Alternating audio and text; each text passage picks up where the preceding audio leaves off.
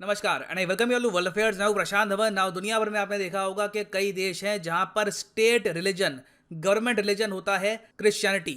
और आपने देखा होगा कई देश हैं जहां पर लिटरली उनके झंडे पर आपको क्रिश्चियन सिंबल्स मिलेंगे। फॉर एग्जांपल नॉर्वे हो गया, स्वीडन है, डेनमार्क है, इवन इंग्लैंड का भी आप झंडा देखोगे तो वहां पे आपको बहुत ही बड़ा क्रॉस मिलेगा। और जिस तरीके से दुनिया में बहुत सारी क्रिश्चियन कंट्रीज हैं, क्रिश्चियन रिलीजियस सिंबल अपने फ्लैग में लगाने वाली कंट्रीज आपको मिलेंगी, वैसे ही दुनिया में बहुत सारी इस्लामिक कंट्रीज भी हैं। एक पूरा संगठन है उनका, ऑर्गेनाइजेशन ऑफ इस्लामिक कोऑपरेशन, और कई देश आपको मिलेंगे जिनके लिटरली झंडे पर आपको इस्लामिक सिंबल्स मिलेंगे। फॉर एग्जाम्पल टर्की है, पाकिस्तान है, इवन सऊदी अरेबिया। आप अगर देखें तो बहुत से देश हैं दुनिया भर में जो अपनी रिलीजियस आइडेंटिटी को सबसे आगे रखते हैं। अब इंटरेस्टिंग बात यहाँ पे मैं आपको ये बताता हूँ कि दुनिया में एक टाइम पर एक हिंदू कंट्री भी था। 2007 से पहले नेपाल कॉन्स्टिट्यूशन के हिसाब से एक हिंदू राष्ट्र था। 2007 में जो कम्युनिस्ट गवर्नमेंट थी यहाँ पर, इन लोगों ने चेंज किया इस कंट्री का संविधान और इसको एक हिंदू राष्ट्र से बना दिया गया, एक सेकुलर कंट्री। ना 2007 से लेकर 2022 आ गया। एक बात देखी गई है कि नेपाल में कम्युनिज्म का जो एक तरीके से इनिशियली खुमार चढ़ा था वो काफ़ी हद तक कम हो गया है। लोगों को ये बात समझ में आ चुकी है कि कोई खुद को कम्युनिस्ट कहे या फिर सोशलिस्ट कहे, इन दी एंड डिलीवर आपको रिसोर्सेज से करना होता है। उस मामले में कम्युनिस्ट गवर्नमेंट कोई खास रही नहीं है नेपाल में, उन्होंने कोई रेडिकल चेंजेस इंट्रोड्यूस किए नहीं है। तो अब नेपाल में देखा जा रहा है कि धीरे धीरे जो मेजॉरिटी का रुझान है वो वापस जा रहा है एक हिंदू राष्ट्र की तरफ। और इसलिए रिसेंटली नेपाल के जो टूरिज्म और कल्चर मिनिस्टर हैं उन्होंने खुद ओपनली कह दिया कि बिल्कुल नेपाल को बनना चाहिए एक Hindu state in the future. और इन्होंने ये भी बता दिया कि इसका रास्ता क्या होगा। इन्होंने कहा कि अभी के लिए नेपाल में जो सरकार है, जो पार्टीज पावर में है, इनके पास इतना बहुमत है कि ये आराम से एक रेफरेंडम करवाकर नेपाल को बना सकते हैं एक हिंदू नेशन। और सबसे इंटरेस्टिंग बात तो ये देखिए, नेपाल के मिनिस्टर की ये जो स्टेटमेंट है ये एक ऐसे टाइम में आई है जब नेपाल के प्रधानमंत्री भारत की विजिट पे आए हैं 3 दिन के लिए। ये इनकी एक बहुत ही इंपॉर्टेंट विजिट है। अब इससे भी इंटरेस्टिंग बात मैं आपको ये बताता हूँ कि नेपाल के पीएम जब इंडिया में आए तब यूजुअली देखा जाता है कि सबसे पहले विदेश मंत्री से मिलते हैं, प्रधानमंत्री से मिलते हैं।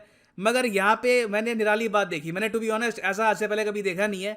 नेपाल के पीएम सीधा इंडिया में आते हैं और फिर ये जाते हैं बीजेपी के ऑफिस में। बीजेपी के ऑफिस में गए नेपाल के पीएम, इनका काफ़ी भव्य स्वागत हुआ यहाँ पर।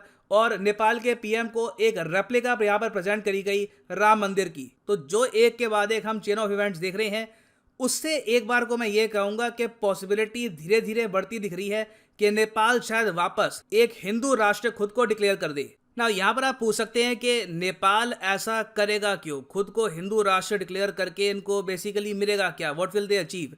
देखिए, आपको यहाँ पर यह समझना होगा कि नेपाल में जो मेजॉरिटी पॉपुलेशन है 81% से भी ऊपर की जो आबादी है ये फॉलो करती है हिंदुइज्म, और फिर 9% आबादी फॉलो करती है बुद्धिज्म, 4% 4-4.5% यहाँ पे आबादी फॉलो करती है इस्लाम फेथ को। तो जो रिलीजियस आइडेंटिटी थी ये हमेशा नेपाल की पॉलिटिक्स का, इनकी सोशल लाइफ का, ऑल टुगेदर कंट्री के कैरेक्टर का एक बहुत ही इंटेग्रल पार्ट रहा है। आपको याद होगा जब केपी ओली नेपाल के प्रधानमंत्री थे, अब केपी ओली कम्युनिस्ट थे, चाइना के बड़े करीब थे। चाइना की जो कम्युनिज्म वाली क्लासेस होती हैं कि कम्युनिज्म को कैसे फैलाना है नेपाल में, वो अटेंड करते थे। कंप्लीटली आप कह सकते हैं चाइना के डायरेक्शंस पे केपी ओली चलते थे। मगर वो भी काफ़ी बार नेपाल में जो ये हिंदुइज्म वाला एंगल है इसको लेके आते थे अपनी पॉलिटिक्स में। आपको याद होगा केपी ओली ने जब भारत पे भी अटैक किया तब केपी ओली ने यह कह दिया था कि लॉर्ड राम का जन्म इंडिया में नहीं नेपाल में हुआ था। और ये इशू उन्होंने इसलिए रेस किया था क्योंकि हिंदुइज्म नेपाल की पॉलिटिक्स में लोगों के, आप कह सकते हैं, माइंड में एक काफ़ी बड़ा इशू है, काफ़ी इंपैक्टफुल इशू है मैं कहूँगा। तो 2007 से लेकर अब तक आप देखोगे बहुत से लोग हैं नेपाल में जो लगातार ये डिमांड उठा रहे थे कि why don't we declare ourselves as a Hindu nation again. और उसके अलावा आप अगर देखें तो रिसेंटली नेपाल की जो दूरियां हैं चाइना से ये बहुत ज़रा बढ़ गई हैं। इसका रीज़न क्या है? रीज़न सिंपली ये है कि पिछले 2 साल से ऊपर हो गए, 2-2.5 साल से चाइना ने एक ब्लॉकेड लगा रखा है नेपाल पर। आपको याद होगा केपी ओली के दौर में चाइना ने नेपाल को एक ऑफर दी कि नेपाल सिंस एक लैंड लॉक्ड कंट्री है, इनको कुछ इंपोर्ट एक्सपोर्ट करना होता है तो किसी दूसरे कंट्री को ये रिक्वेस्ट करते हैं, उस कंट्री के थ्रू सामान आता है नेपाल को। फॉर एग्जांपल नेपाल को परचेज करना है कच्चा तेल, तो सऊदी अरेबिया से कच्चे तेल की शिपमेंट निकलेगी, इंडिया तक आएगी, फिर थ्रू रोड ये पहुंचेगी नेपाल में।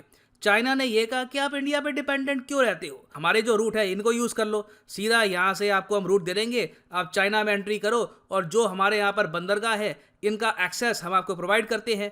नेपाल इनिशियली काफ़ी खुश था, फिर देखा गया कि पिछले 2.5 साल से चाइना ने जो अपनी साइड के जो ये रूट है इनको कंप्लीटली ब्लॉक कर दिया। ब्लॉक क्यों किया है? चाइना कह रहा है यहाँ पर कि कोविड फैल सकता है। 2.5 साल हो गए हैं और नेपाल को अब यह बात समझ नहीं आ रही कि चाइना को जब ये 2 साल तक रूट ब्लॉक करना था तब ये रूट इनिशियली ओपन ही क्यों किया। आप एक बार सोच सकते हैं, मान लीजिए कल को चाइना के रूट पे डिपेंड करके केपी ओली के अंडर नेपाल रिलेशन तोड़ देता इंडिया के साथ, कहता कि जो इंडिया के साथ बॉर्डर है हम इसको कंप्लीटली सील कर रहे हैं और हम अब सीधा चाइना के थ्रू ही ट्रेड करेंगे, और फिर उसके बाद चाइना यहाँ पे ब्लॉकेड लगा देता। आप सोच कर देखिए उस केस में नेपाल का क्या हाल होता। तो जो 2.5 साल से चाइना का ब्लॉकेड लगा है कोविड के नाम पर, इससे नेपाल के पॉलिटिशियंस की मैं लिटरली कहूंगा आंखें खुल गई है। इनको समझ में आ गया है कि इंडिया की इंपॉर्टेंस क्या है। China can never really replace India, और इसलिए हमने फिर ये भी देखा है कि चाइना के जो बहुत सारे बेल्ट एंड रोड इनिशिएटिव वाले जो प्रोजेक्ट थे इन नेपाल, ये भी बहुत हद तक स्लो डाउन हो चुके हैं। रिसेंटली चाइना के विदेश मंत्री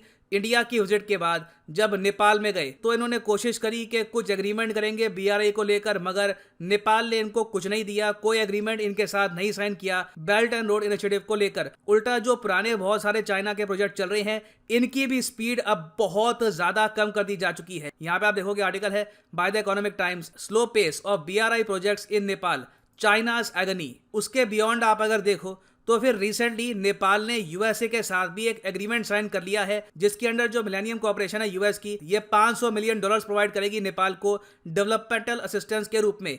चाइना इस स्टेप के काफी हद तक अगेंस्ट था, मगर नेपाल ने यहाँ पर चाइना की नहीं सुनी क्योंकि चाइना की इंपॉर्टेंस नेपाल के लिए रिसेंटली बहुत हद तक कम हो चुकी है। और मैं आपको यही बता दूं कि चाइना ही वो देश है जो कम्युनिस्ट फोर्सेस को नेपाल में प्रमोट कर रहा था, जिन्होंने इंश्योर किया कि नेपाल कभी भी वापस एक हिंदू राष्ट्र ना बन जाए। तो चाइना का ऑल टुगेदर जो प्रभाव है नेपाल में कम हो रहा है, इसका भी हम रिस्पांस देख रहे हैं धीरे धीरे कि अब नेपाल में जो ओवरऑल डिमांड थी हिंदू राष्ट्र को वापस लाने की, ये काफ़ी स्ट्रांग हो चुकी है और गवर्नमेंट को भी अब चिंता नहीं है यहाँ पर कि चाइना इस बारे में क्या सोचेगा। ना अब देखना यहाँ पर यह होगा कि ये प्रोसेस नेपाल कब स्टार्ट करता है, क्योंकि अब ये बात क्लियर हो चुकी है। अब ये सिर्फ कोई पीपल्स मूवमेंट, कोई रैली वगैरह कुछ नहीं रही। अब जो सिटिंग गवर्नमेंट है ओपनली इसकी बात कर रही है, और नेपाल खुद को एक बार एक हिंदू राष्ट्र डिक्लेयर कर दे, उससे ओवरऑल रीजन पे क्या इंपैक्ट पड़ता है वो भी देखना होगा। This will be very interesting to see. Add कर दूं कि अगर आप लाइफ में एक बार प्रॉपरली यूपीएससी एग्जाम की तैयारी करना चाहते हैं, कमेंट सेक्शन में जाओ, यहाँ पे आपको मिलेगा ये लिंक, इस लिंक पे करो क्लिक और यहाँ पे आप परचेज कर पाएंगे ये यूनिक कॉम्बो पैकेज जिसके अंदर आप यूपीएससी प्रीलिम्स, मेंस, ऑप्शनल, जी हाँ ऑप्शनल भी, जो भी आपकी चॉइस का हो यहाँ पे आप चूज कर पाएंगे, history, geography, whichever you want to choose, और इसकी आप प्रिपरेशन कर सकते हैं इन अ सिंगल परचेज। ये सारे कोर्सेज अलग अलग परचेज करोगे ऑन अनअकैडमी तो 10-15 हज़ार रुपये आपको एक्स्ट्रा देने होंगे।